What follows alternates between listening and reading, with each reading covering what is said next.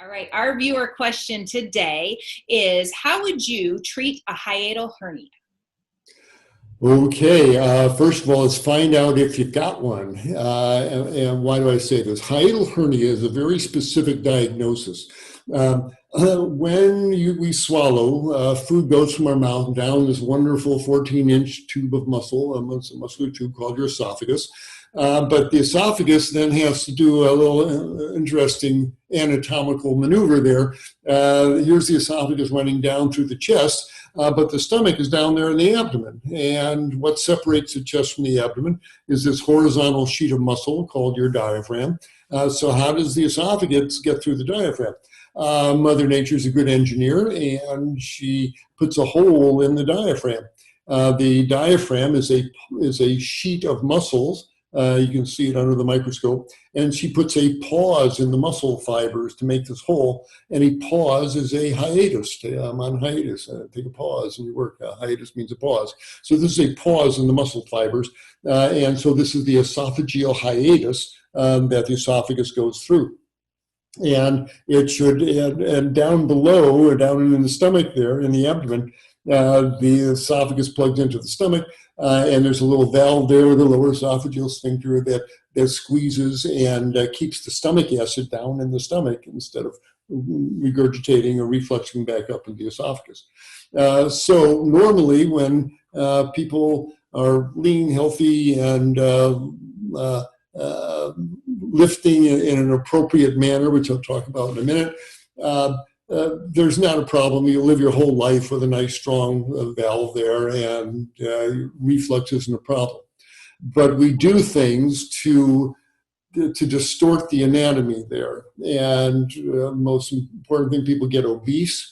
And if you've got a lot of fat in your abdomen underneath the diaphragm, every time you sit down and flex your hips to sit down, there's an upward force underneath all that fatty viscera, and it's pushing up under your stomach. And the constant recurring upward forces can force part of the stomach up through the hiatus. The stomach herniates up through the hiatus, and you get a hiatal hernia. That's the most common reason. It's obesity related. But some people who aren't lifting properly, they'll close their throat and go, and they make their neck veins bulge. Well, if you are pushing down hard enough to make your neck veins bulge, everything's bulging, including the force in the abdomen pushing up underneath the stomach there. And people with chronic constipation, and they're sitting on the toilet, they're pushing and squeezing, that's going to create upward force. All of these things can result in the upper part of the stomach herniating up through into the chest. Part of your stomach is now up in your chest. It's herniated up through the hiatus, hence the hiatal hernia. If you've got one of those, you need to do something about it. And I'll put a pin in that, because the question, if you have one. Now, a lot of people reflux because they've got a loose valve. They eat a bunch of protein, polished off a chicken breast before they go to bed. They summon up a lot of acid in their stomach when they lay down, and they never don't chew their food well, so they're eating big boluses of unchewed sandwich, go down and stretch that sphincter open. They'll drink alcohol and hot coffee and things that burn those muscle fibers. We kind of declare war on our lower esophageal sphincter. No wonder it starts getting lax. And people then lay down with a bunch of acid in their stomach and refluxes up into their stomach.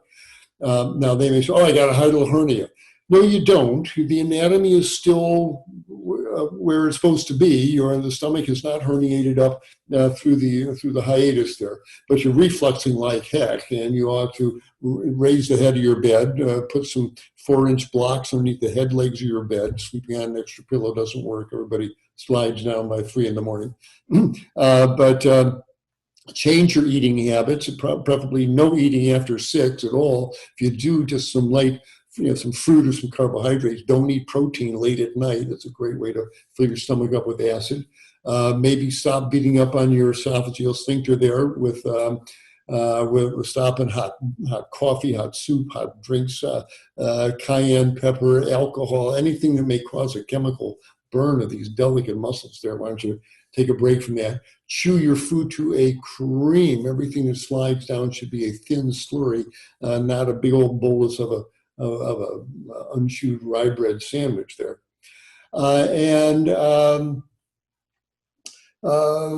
There is a place for a few weeks, if you're really refluxing and you've got an acid burn there, to take an H2 acid blocker like famotidine right after dinner, about 6 in the evening. Turn off your nighttime acid.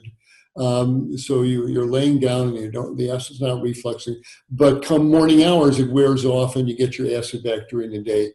Do that, not forever, but 6 weeks or so, let your esophagus heal. That's how to deal with with just lower esophageal reflux, okay, GERD. But once you have a true hiatus hernia, once that the upper part of the stomach has herniated up into the chest, the anatomy is now distorted. The valve doesn't work. It's a funky valve. The stomach juice is going to just slither on by. The valve is no longer competent.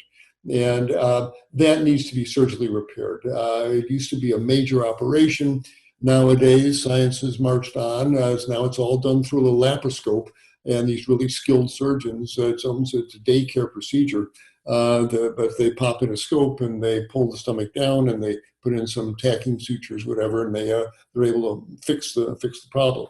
So if you truly have a hiatal hernia, you want to get it fixed, because that acid continuing reflux not only hurts, but it can set you up for a hellacious GI bleed if it erodes. And you got big blood vessels right under those membranes there. You don't want that acid to erode into a blood vessel and vomit up pints of red blood there. And it's a setup for esophageal cancer to continue slosh acid up in your lower esophagus. You don't want that either. So find out if you've got a hiatal hernia. If you really think, if you every time you lay down, you reflux, you need to get that diagnosed. How?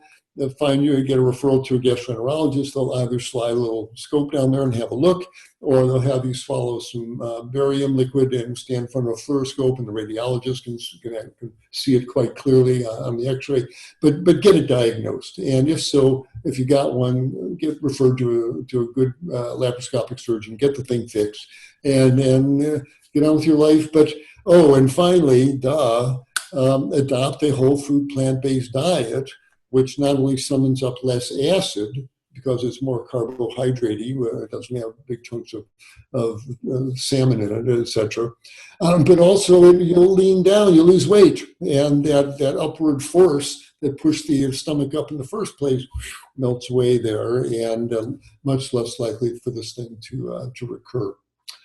Okay, so that's the scoop there. So find out if you got one. If so, get it fixed. If you don't, then listen to what your lower esophageal sphincter's been telling you. Treat it better with all those means that I just mentioned, and you'll be able to enjoy your not only your meals but your night's sleep without severe acid reflux, which is I wish for everybody. Hope that helped. Hi everyone, Dr. Michael Klaper here, announcing our new format for our Q&A with Dr. K. Annie Hagen will be asking me one question that's been sent in by our viewers. So if you want to see if your question is getting answered, do join us for our Q&A with Dr. K right here. Hope to see you then.